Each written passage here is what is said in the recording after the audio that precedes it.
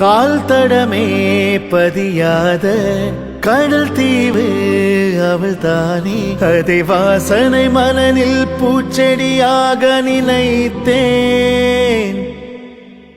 கேட்டதுமே மறக்காத மெல்லிசையும் அவள் தானே.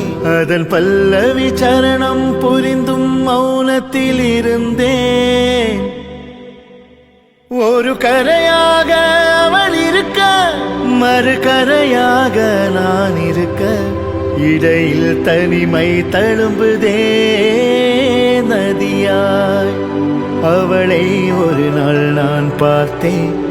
இதயம் கொடு என வரம் கேட்டேன். அதை கொடுத்தால் உடனே எடுத்தே சென்று விட்டார். ஓ